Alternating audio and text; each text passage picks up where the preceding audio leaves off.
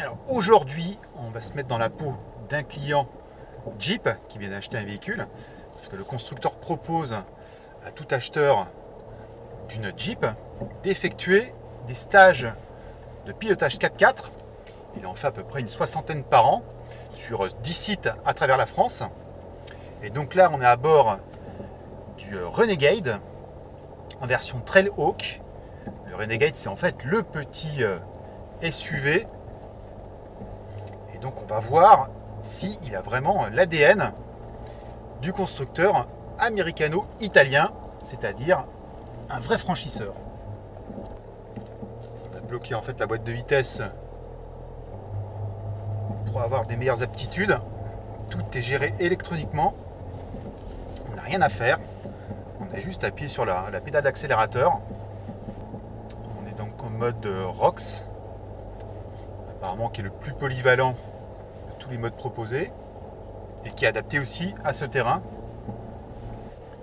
Une première différence entre cette Renegade et puis le grand Cherokee ou même le Wrangler, il n'y a pas de boîte courte. Alors il y a un blocage de différentiel qui, en fonction en fait du manque de motricité, compense en renvoyant le couple sur les roues. Les brutes en général, ça dure pas longtemps, ils cassent. Donc en fait c'est de la finesse, on a l'image du 4x4 un petit peu, les bebeux qui, on a cette qui passent à fond. Et c'est exactement le contraire. Non. Il faut avoir plutôt l'image des trialistes moto ou voiture. Mais voilà, déjà moto, on voit la subtilité du geste. Au centimètre près, ça passera pas, ou en tout cas pas de la même façon. Voilà. Cette Renegade quand même passe là où une Wrangler, une grande Cherokee passe aussi. Vu qu'il n'y a pas de gamme courte, hein, en fait on verrouille. Il y a la première quand même, il y a la première quand même qui est en courte. Qui est réduite, oui, ça bloque sur la première quand on met 4x4 lots. Mais D'accord. on ne peut pas dire qu'elles sont en courte. Oui, Première réduite, ça bloque voilà. le régime. Ça bloque la vitesse, ouais. Voilà. Et on va à maxi 8 km/h. D'accord. Mais c'est déjà beaucoup 8 km/h. Ah oui, en descente, oui. Ouais, voilà, c'est pour ça qu'il faut bien la freiner. Bon, en fait, même s'il y a des points communs entre la Fiat 500X et cette Jeep Renegade, eh bien, elle a quand même été développée spécifiquement à Détroit. Donc il y a quand même une garde au sol qui est un peu plus élevée, des ressorts qui sont différents.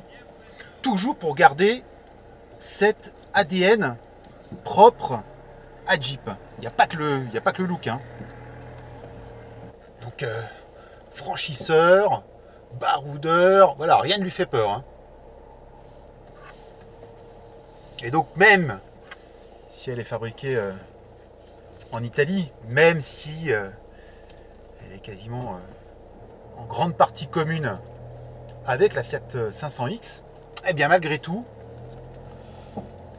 ça reste une Jeep. Et 40% des ventes de cette Renegade sont faites en version 4x4. Comme quoi, l'image qui est associée à Jeep est très très importante.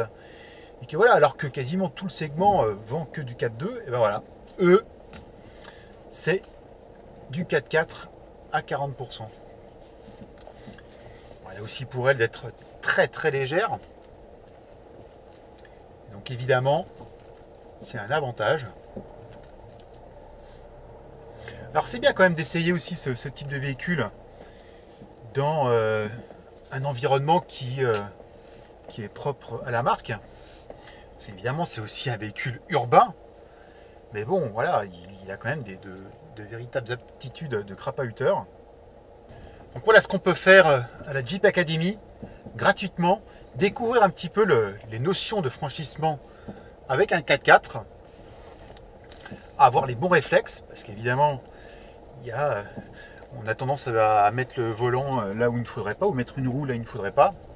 Il y a tout un ensemble de notions à avoir pour cette pratique qui est, ma foi, très très ludique et qui est, encore une fois, totalement à l'opposé de ce qu'on imagine des gens qui foncent à fond les ballons dans les sous-bois. Eh bien non, c'est vraiment du dosage sur la pédale d'accélérateur. C'est vraiment de l'observation plus qu'un phénomène de bourrin.